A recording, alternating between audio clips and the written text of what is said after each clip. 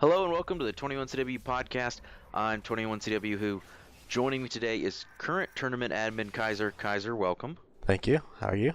I'm doing great. Good to be on the program this evening. Kaiser, can you give me a quick recap of Saturday's battle? Oh yes, definitely a very polarizing battle. IDF swept the 2SL 16-0, getting the full 8 campaign points with the GAF reinforcing and picking up 4. It started off pretty close, and then it got pretty ugly later on. Pretty almost one-sided battle. The 2SL hung in there, and they tried to make a battle of it later as the day went on, but unfortunately, we're not able to pick up any rounds. What do you think was the biggest contributing factor for either the IDF's success or the 2SL's lack of success? I think what really hurt the 2SL was their full Air Force didn't show up. They had the chopper crew and maybe one pilot would come in, but without their full force, they couldn't. They lost the air battle, and when you lose the air battle, it gets really hard to win the rest of the battle itself. Your tanks were getting destroyed uncontested, and it's not because of the lack of skill. It's just the lack of players being there at that time. So that really hurt the 2SL, and IDF just they played pretty strong and they were in it the whole way through. So gotta give them credit. Yeah, definitely a lot of credit due to the IDF. They've got some of the best players on the team, and Havoc's a great general. So where does that leave us with the standings as far as total campaign points for the armies? Well, after 3 battles, it leaves IDF with a full 20 points in first place currently. 2SL is still in second with 11 points, and the GAF is trailing but with 5, but there's still a lot of campaign left.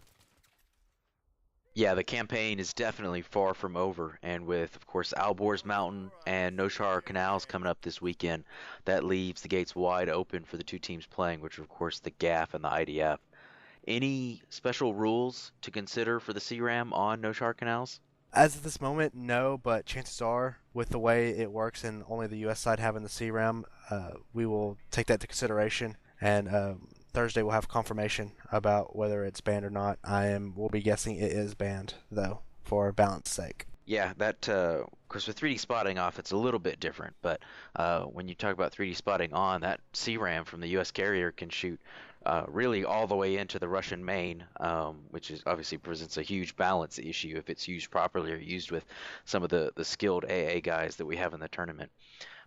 Moving to Alborz Mountain, any special strategic considerations on that map? How do you think that's going to play out? Well, there's the main issue. I believe it's, correct me if I'm wrong, the Russian side that has the easier time getting to the AC-130 Yeah. spawn flag, and then of course the U.S. side has a quicker time to get to some of the flags to get the 4 flag, so to get control first. It's pretty much going to be taking a risk. You can do the normal zoning where you get your 3 or 4 flags closest to the closest ones together, and then use that as a staging area. But it's kind of hard to do because the mountains, the hard terrain to drive on, especially in third person. So it's a big risk, especially where you initially deploy your troops.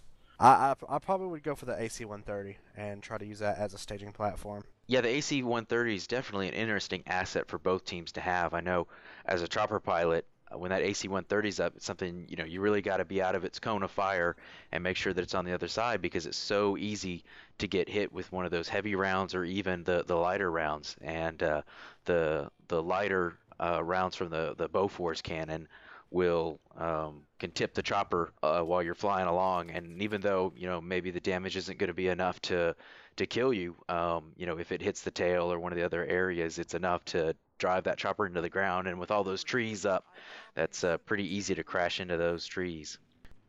All right, with that, let's get into some of the highlights of this last week's battle.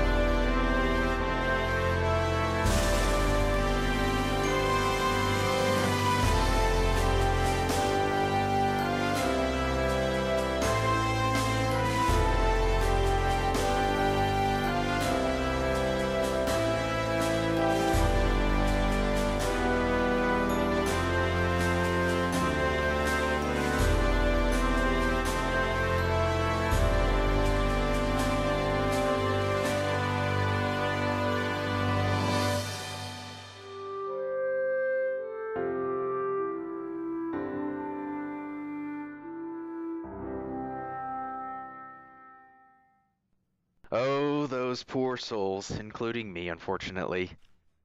So moving forwards to some other news, there was a video of the Aftermath expansion pack, which is of course coming out this December, that showed some crossbow gameplay.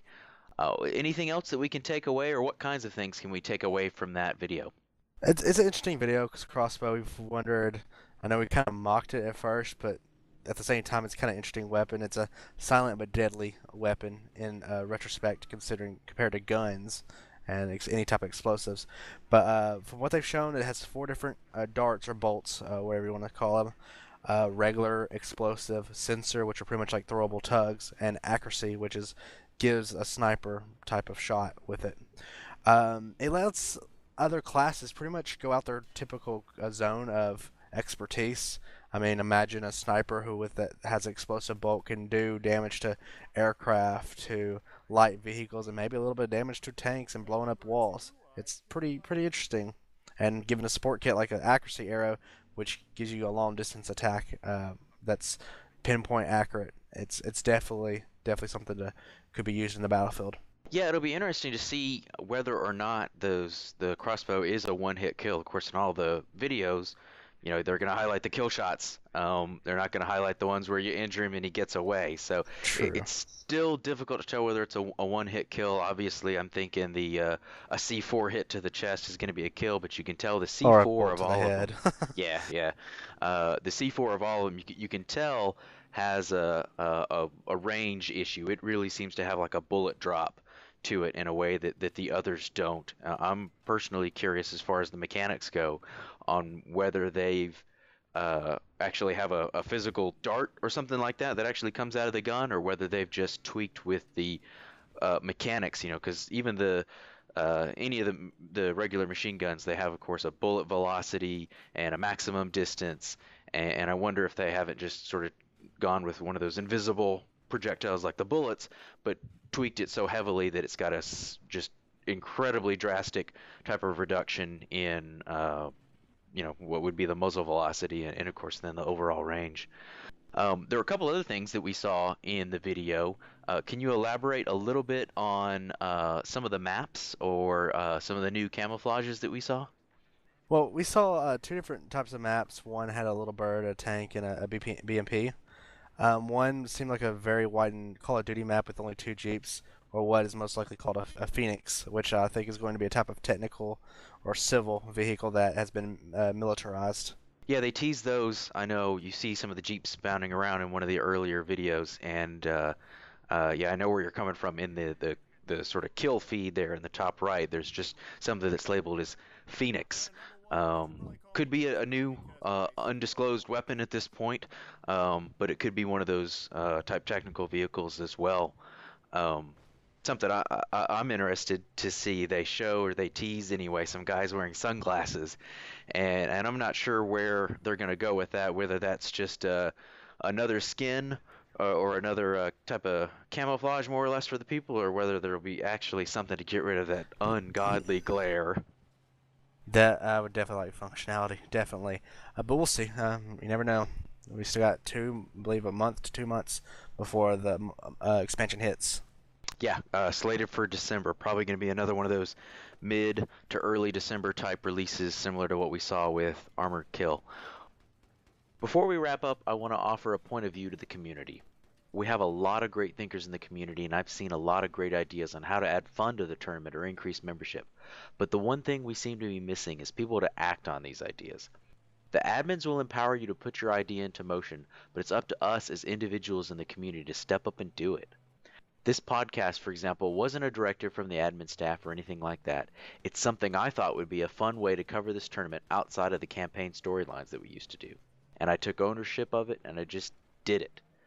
There's an idea for pilot training on Sundays, and this idea has been in the officers' forum for some time now, and it's finally made its way for discussion into the mess hall. But there's a time to stop discussion and take ownership and do whatever it is that you need to do to make something happen.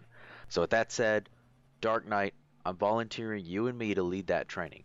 I don't know much about jets, but I can teach some basics on them, and I can definitely teach helicopters. So, if you guys are listening, show up after the IC mating this Sunday at 3 p.m. Eastern Time if you'd like some instructions on how to fly a helicopter. Thanks for tuning in.